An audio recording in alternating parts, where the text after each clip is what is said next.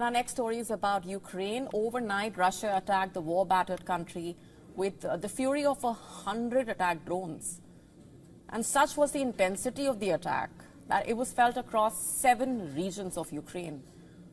Ukraine says it destroyed over half of them and reported that the rest disappeared from radar. It started on the 27th of January, that's last night.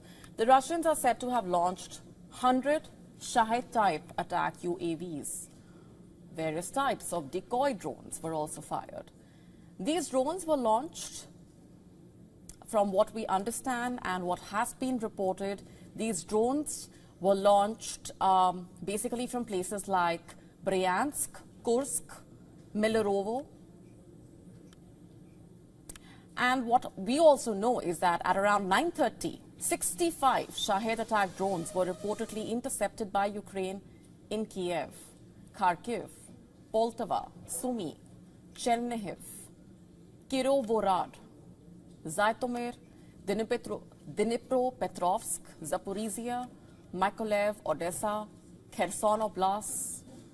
As a result of the attack by Russian UAVs, buildings belonging to private businesses, infrastructure facilities, apartment blocks as well as houses were damaged.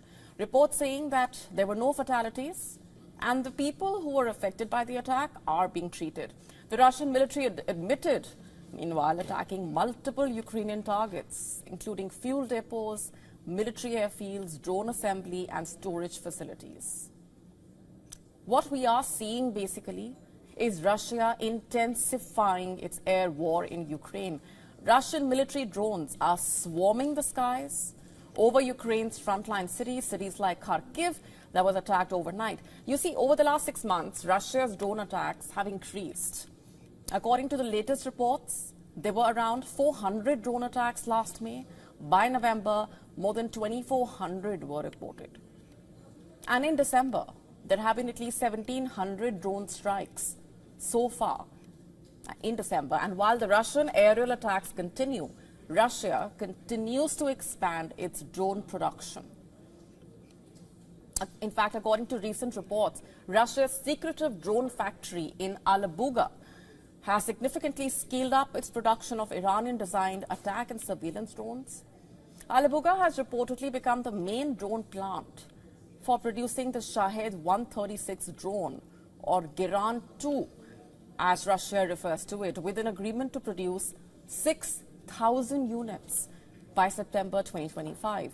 And by the way, they are moving fast. War analysts and experts have noted that the pace at which drones are being manufactured from this plant has increased.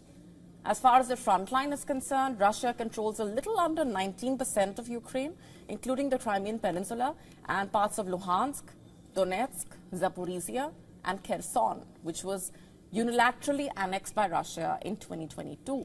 Meanwhile, Ukraine controls a slither of the Russian border region of Kursk. All this as US President Donald Trump continues to make promises to end the war, even with Putin and Zelensky finally showing interest in talks. There are many stumbling blocks. Russia has said it does not want NATO forces near Russian troops in occupied Ukraine, while Ukraine is unlikely to give up land currently not under Russian control, which basically includes much of the 4 regions that Putin is claiming. Kiev has also demanded security guarantees from the US, saying that European assurances alone are not enough. The Ukrainian President Volodymyr Zelensky has called on Donald Trump to give Ukraine more weapons, but in the form of loans. Others have suggested Trump backs the transfer of roughly $300 billion in frozen Russian assets so that Ukraine can arm itself. In the meantime, Russian forces continue to creep forward in eastern Ukraine. These are likely to be the most contentious issues. And with the way things stand right now, we are well beyond the 24 hours that Donald Trump had promised that it would take for him to secure an end to the war. Both sides may agree, but it's not clear if they're even going to play ball.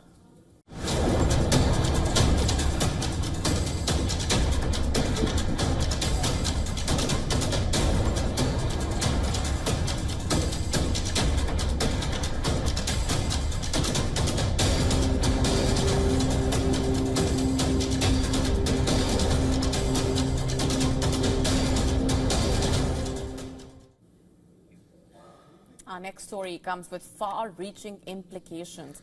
Israeli police and the Shin Bet Security Service have reportedly arrested 2 IDF reservists, accusing them of selling critical military intelligence to Iranian handlers for financial gains, raising serious questions about Israel's national security and the extent of Iranian infiltration.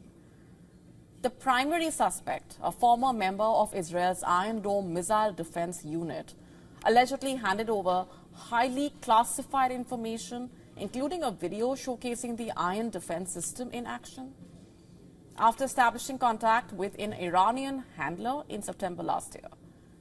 And you see, the timing is absolutely critical. On October 1, Iran launched a massive ballistic missile attack against Israel, firing over 180 missiles, several of which reportedly hit air bases and other sensitive sites. Could the stolen intel have played a role in that attack, especially since it is pertaining to the Iron Dome, Israel's main defense against such missile attacks, which was found to be vulnerable in the Iranian attack? According to reports, the IDF reservist was not working alone.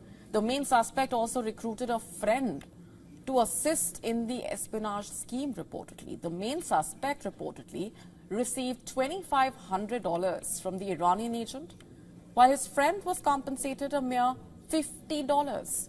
Israeli law enforcement officials filed charges against both suspects, accusing them of serious offenses, including contacting a foreign agent, transferring classified information, and aiding the enemy during wartime. According to reports, the primary suspect initially sought financial opportunities and stumbled upon the Iranian handler. And from there, he allegedly engaged in pro-Iranian activities, like spray painting slogans like, quote-unquote, "Children of Ruhollah" in Tel Aviv, reportedly referring to Ayatollah Ruhollah Khomeini, Iran's first supreme leader. In fact, he then showed this graffiti reportedly to his friend at the IDF's Kiryat military headquarters, convincing him to join as an accomplice, though the friend ultimately withdrew out of fear. Over the past 2 years, Iran has intensified efforts to recruit ordinary Israelis as spies, often targeting them with financial incentives. Last month itself, nearly 30 Israeli citizens were arrested for similar espionage activities, reportedly, many starting with seemingly minor tasks that escalated into intelligence gathering and even assassination plots. Israel now faces the challenge of fortifying its internal security and uncovering further vulnerabilities. The question is, how will Israel dismantle such espionage networks? 7 individuals were caught in October for allegedly collecting information on IDF bases like Nevatim and Ramat David, which were later targeted by Iran and Hezbollah. As per reports, Iran's espionage network is evolving and its reach is deeper than ever.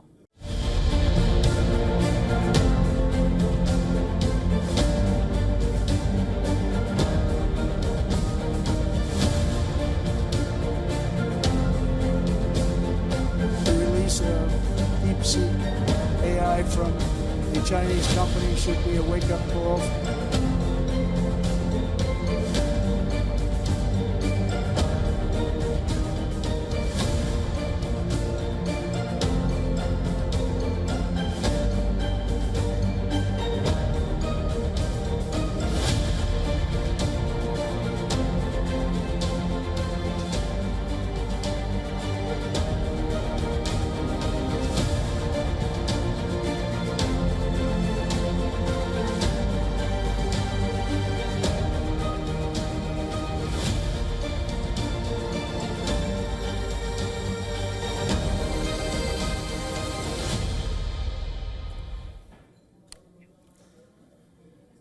Can China's AI destroy American tech?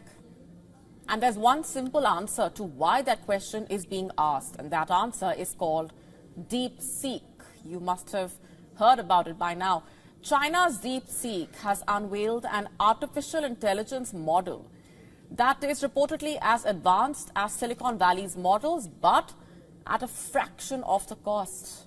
And this has impacted global markets, raised concerns about AI regulation, security risks, and geopolitical consequences.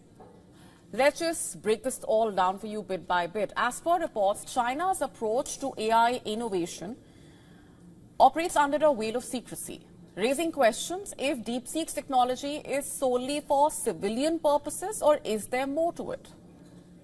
Now, similar to other AI apps, DeepSeek's innovation reportedly brings new risks to the forefront. As per reports, the model has security flaws, making it vulnerable to misuse. It could be reportedly exploited to develop ransomware, fabricate sensitive content, and even provide instructions for creating toxins or explosive devices. Yes, explosive devices. Can such capabilities, if unregulated, pose a threat to countries? Without stringent regulations, the world could reportedly face unintended and catastrophic consequences, from cyber attacks to the misuse of autonomous systems in warfare. Now, both the US and China have invested hundreds of billions into AI development. Just for context here, US President Donald Trump on Tuesday talked about a joint venture investing up to $500 billion for infrastructure tied to AI, in a new partnership formed with OpenAI, Oracle, and SoftBank. According to the White House, the new entity, Stargate, will start building out data centers and the electricity generation needed for the further development of AI. The initial investment is expected to be $100 billion and could reach 5 times that sum.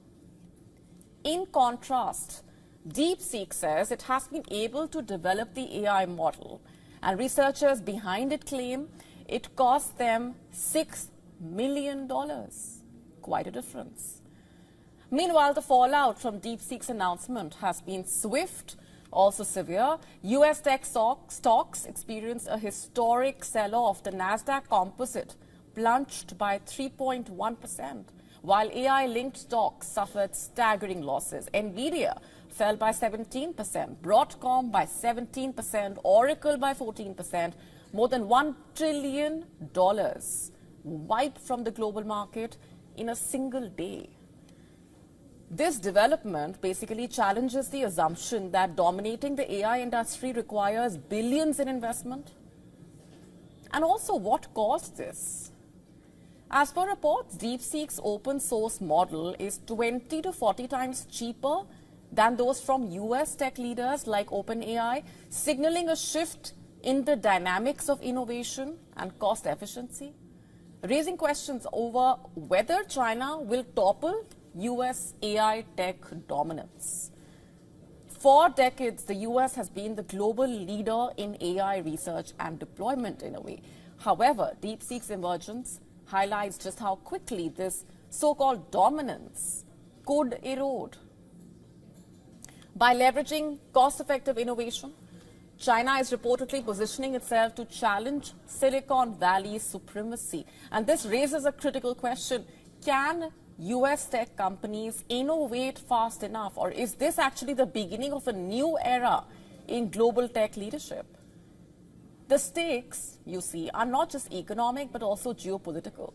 A shift in AI dominance could redefine power structures between the US and China, with implications for national security, international relations. As per reports, the rise of DeepSeek also serves as a wake-up call for American tech leaders and policymakers, a fact also acknowledged by US President Donald Trump.